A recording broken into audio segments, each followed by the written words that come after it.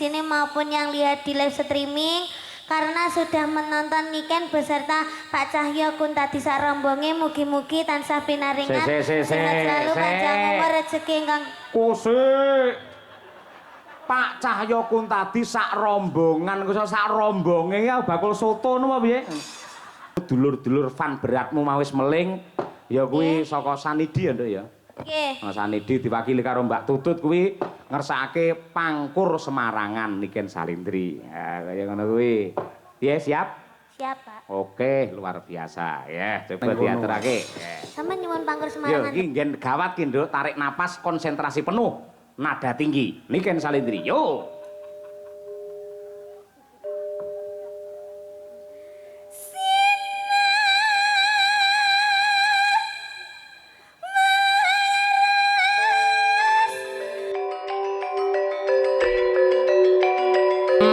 Yo, nggih pemanasan meneh. Yo, sapa sing nembang? Yo, Nduk, Ken nggih tombo kangen, Nduk. Ayo.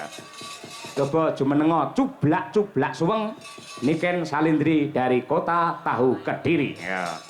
Ya toh, berpacu dalam melodi. Yuk.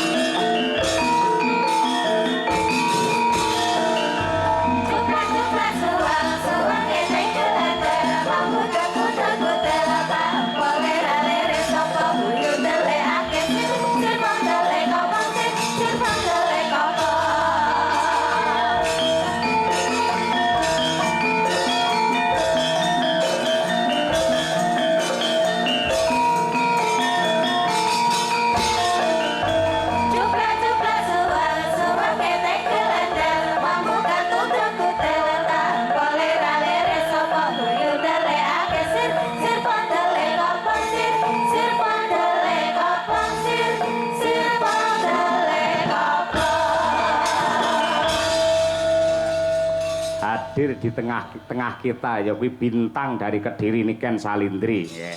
Sik saurunge nembang tak takoni, sampean sing ngejob sapa? Pak Sis. Kang Sis Yohan. Dadi sing mbayari ya Kang Sis bakale. Pak Sis. Lah Pak Lurah modale apa berarti iki? Izin, Pak. Napa? Izin. Izin piye? Izin untuk Keramaian. iya. Oh, ngono kuwi. Aku Kang Sis, sampean Kang Sis, ya toh. Mama Lucy. Mama Lucy ya Kang Sis padha ae. Sampe nak suara men to, Mbah. Mbah Sis niku mbah kula lho. Mbah Sis, oh, heeh. Nggih.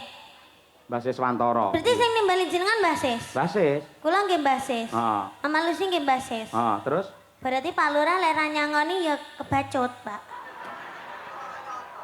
mbok menawa diwakili karo Pak Wakil Bupati iki mau nyangoni Ya iki mau. beda, Pak. Oh, beda. Iya, beda. Pak Lurah ndi to mau? Ngelem aku wayu tapi ra disangoni. Lho, ngene jer Basuki mawa beya, sampeyan lek nembang apik, njogete becik, wis to aja kuwatir. Oh. Mengko mesti diwakili karo Iya, Pak. Yu Nyamini, kuwi bojone Kang Sis Yohan, sing bakale paring tali asih marang panjenengan. Oh, nggih karo lek Mama niku, Lucy. lek niku Nggih. pasti nggih. Ngono. Niku Mbah Sis sing lenggahe teng sebelahe Bu Lurah. Niku Mbah Huti Sis. Oh iya. Nggih. Nggih. Yo gandeng sing mirsani wis ngenteni sampean kabeh. Yo salam-salam kagem sedaya para lenggah Nduk Niken Iki acarane Salindri. napa, Pak? Hah? Sunatan. Sunatane sinten? Sunatane Pak Lurah. Ya putrane mau genal jelentrehke Muhammad Wisanggeni lho. Tapi kok sing nimbali Mbah Sis? Lho, mergane Mbah Sis kuwi wis ndaku putra Pak Lurah Wengkal dadi putrane. Dadi sing dihitanke iki padha karo putune Mbah Sis. Ngoten. Heeh. Terus sing dihitanke iki ponakane Pak Wakil Bupati, ngono kuwi. Pokoke piye carane kabeh iso dadi dulur ngono lho, Nduk.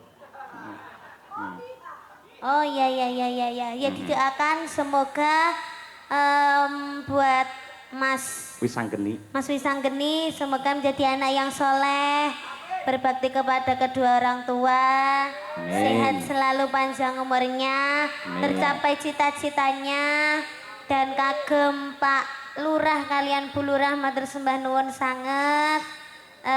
Mugi-mugi sehat selalu, panjang umurnya, kathah rezekine, awet lek ngomong anak putune, kalih Mbah Sis kalian Uti. Terima kasih banyak. Sudah Pak. Sampun nggih. Lho penontonnya urung didongakne penontonnya. Ya, terima kasih buat para penonton yang sudah hadir di Horeg tenan. Yen nggen sound system kaya enak sound horeg, yen sinden horeg ya Niken Salindri iki. Luar biasa elok temenanan. sini maupun yang lihat di live streaming, karena sudah menonton Niken beserta Pak Cahyo Kuntadi Sarombonge, mugi-mugi tansah pinaringan sehat selalu, panjang umur, rezeki ingkang kusik. Pak Cahyo Kuntadi sak rombongan, kok sak rombonge ya bakul soto ngono apa piye? sama aja. Oh beda. Sak rombonge tegese nggawa rombong rene, lek sak rombongan tegese kancane akeh. Ngono lho, Nduk. Ya, sak rombongan mugi-mugi jenengan sedaya tansah pinaringan rezeki ingkang kathah barokah Allahumma. Amin. Mugi-mugi tansah pinaringan seger kuarasan panjang umur Allahumma. Mugi-mugi sageta munggah kaji Allahumma. Amin. Mugi-mugi sageta nanggap Niken Salindri. Amin. Ah ya wis laris kaya ngono sik kurang tanggapan sampean nggih ora nggih. Lek kanggone piyayi ulang tahun ki lek mengucapkan piye, Nduk? Ulang tahun. Kalau ulang tahun ya happy birthday, semoga panjang umur sehat selalu, semoga panjang umur sehat selalu. Nggih, selamat ulang tahun ya. Iya. Nah, selamat ulang tahun. Kanggone wong nikah selamate piye ucapane? Sakinah mawaddah warahmah. Wah iya, selamat menempuh hidup Itu baru. baru. Lek kanggo cah sing disunat nih, selamate piye? Selamat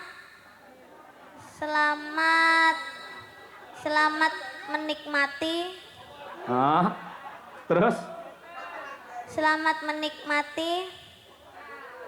Itu kalau dikitan itu bentuknya gimana, Pak? Wah. Itunya kok bisa dikitan itu gimana? Istilah dihitan ki diislamke ya. Nuwun sewu, nggen alat vital. Nuwun sewu kuwi kudu ngerti mergo iki agama, Nduk. Nggen pepucuke alat vital kae, kuwi iki janjane reget, itu adalah najis. Ketika tidak dihitan, tidak dipotong, itu akan menjadikan sumber penyakit dan kalau beribadah kanggone wong Islam, salat ora bisa sah mergo seenek najise.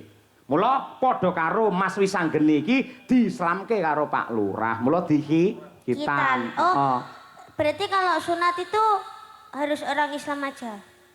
Loh, ora mung Islam, malah mbiyen ki ning Eropa, para putri, para wanita Eropa nate demo. Nuntut supaya mbuh agamane apa, piyai kakung kudu hitan. Pamrih apa? Men ora ana penyakit sing ana alat vital kuwi mau. Oh, gitu. Berarti menyelamatkan ya, Pak, dikitan itu.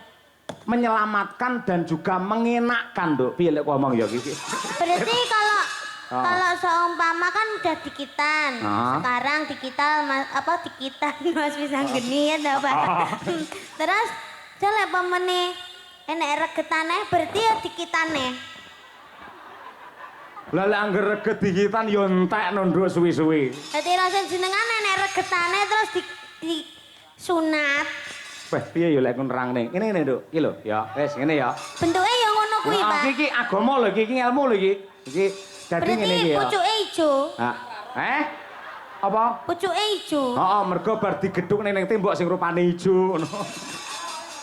Kok sik tak terangne. Iki pamane ya. Lah iki sing dihitan iki, dipotong des iki akhirnya kan ilang. Lah iki ngene. Lah ngene iki kaya anu lho, kaya helm lho Nduk malian. Lah iki wis ilang. Iki sing reget iki. Upamane iki pamane go reget kena banyu, kena apa wedi apa kena apa, iki dikumbah wis resik. Oh. Nah, ngene iki sing dadi sumbere virus iki sing iki ya. Mula iki kudu disingkirke adoh. Nah, akhirnya dadi resik, ling ibadah iso sah 100%. Oh, kalau boleh tahu Mas Wisanggeni itu kelas berapa, Pak? Lah nyuwun prisa karo Pak Lurah. Kelas pinten, Bu? Kelas 5 SD. Sudah berani dikitan. Kenapa kok gak kelas 1 SMA aja, Pak, kalau dikitannya? Lek kelas 1 utawa kelas 2 SMA, engko lek ngitani ulete ra umum. Dadi semono kuwi wis pas, ngono kuwi. Kayak adikmu Brahma kae ya kelas 5, si rambu rangkung kae si rambune ya kelas 5, ngono kuwi. Oh, rangkung mboten to, Pak. Oh, lho cara anu enek lho, Gitan sing putri iki ana lho, Nduk. Diketok napa nih? Alah mbuh aku mumet dhewe to nyauri awakmu susu. Lah intine ngono kuwi dislamake. Ha mula kuwi pepucuke Ngalavita sing diketoki jenenge kulup. Mula ning nggen wayang sosok he kulup maju lungguhmu. Piye kabarmu kulup? Kulup kuwi mesti anak utawa putu sing lanang. Nah, ngono kuwi. Kulup kuwi pepucuke Ngalavita kuwi mau. Oh. Lek wedok ora kulup, kulupan. Ayo ngono kuwi. Paham? Kulupan. Iya. Paham. Ayo. Wis to susu lak ngerti dhewe sok nduk kowe. Wis ngerti-ngerti bakale. Ya, ngono kuwi. Wong kabeh ya nglakoni, kabeh ya bakale ngayahi bangsa kaya ngono kuwi. Lah saiki minangka tandha tresna, ayo. Aku tak nyuwun iki kadang-kadangmu dulur-dulur fan beratmu mau wis meling ya kuwi saka Sanidi ya, Nduk ya. Nggih. Nah, Sanidi diwakili karo Mbak Tutut kuwi ngersakake pangkur Semarangan Niken Salindri. Ya, kaya ngono kuwi. Piye siap? Siap, Pak. Oke, luar biasa. Ya, coba diaturake. Ya. Sama nyuwun pangkur Semarangan to, Mbak? Heeh. Kayak ruru wae. Mula lek urung roh iki dudono lho, iki lho pangkur Semarangan. Wong duwe penggemar malah diseneni Niken ora. Aku lek karo penggemarku iki basa malah kok seneni ora. Lah Mbak Tutut iki kalih kula wis pun Wis plek ya? nggih. Ah iya, aku kalih Bukesi wis plek-plek. Ayo ngono kuwi. Ayo, angger mencolot mudune plek-plek ngono kuwi ayo. Nano. Ya, Nduk, Cahayu Niken. Nah. Niki ndamel mingkar-minggur, Pak. Non? Ndamel mingkar-minggur. Manut jenengan. Mingkar-minggur. Sing los sing pundi? Mingkar-minggurin mawon nggih, Pak. Iya, mingkar-mingkur. Nah, nggih. Mingkar-mingkuring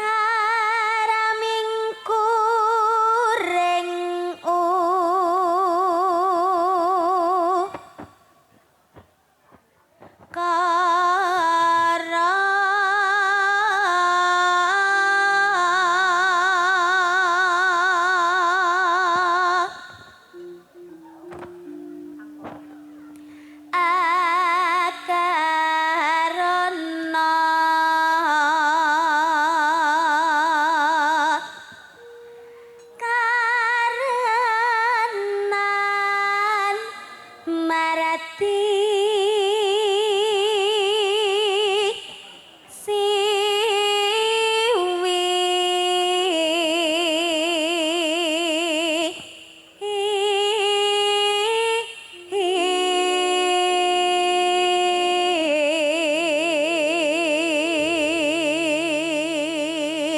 Bot-bote pengen nonton Niken Salindri lho. Aku mak pratap iso ting crunguk sirah tok ning kono to.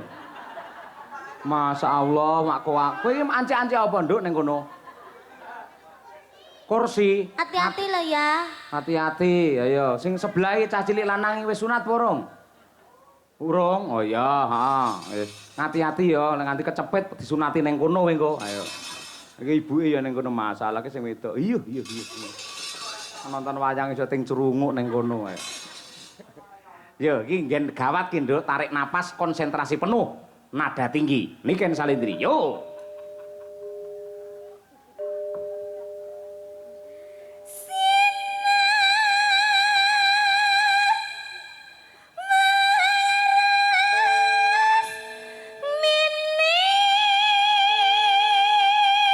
Alon-alon, Nduk.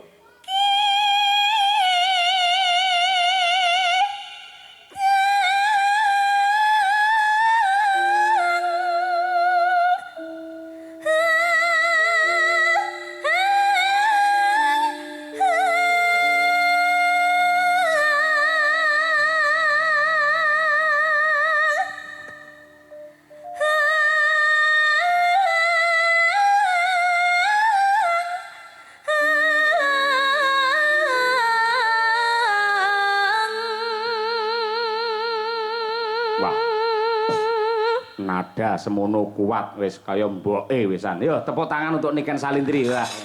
Mura ya kondang larang ya semono ya kuat lho bocah ora. Eloke nganti kaya ngono. Ha iya.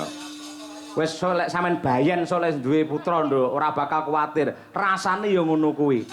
Upamane arep nglairke anggere sampean wis pangkur Semarangan, engko lair dhewe pisan. Ayo. Heeh. Terus deh. Sinopa sinu karata mereka tarata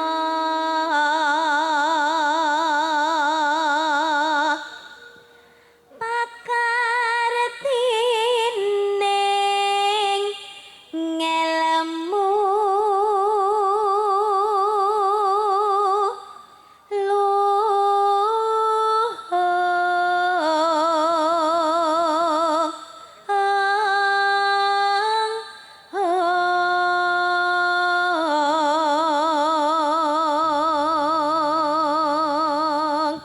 Nino nino.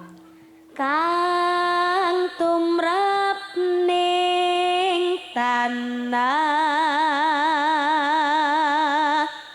Jawa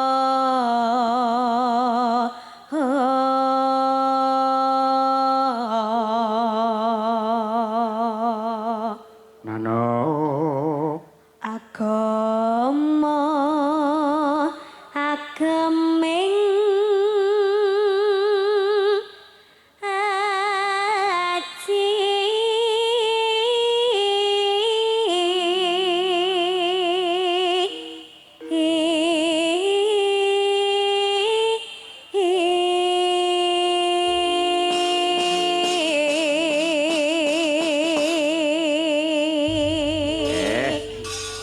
Luar biasa ya. Ya nduk, kelangenane bapakmu aturno nggih tamba kangen luwih dhisik. ya Pak Ayang-ayang ya nduk ya. nggih Oke, nek sing nembang sampean walah temenanan. Nganti kaya bledek. Ya oke. Yo, ayang-ayang bersama Niken Salindri. Ya, yuk. Oke.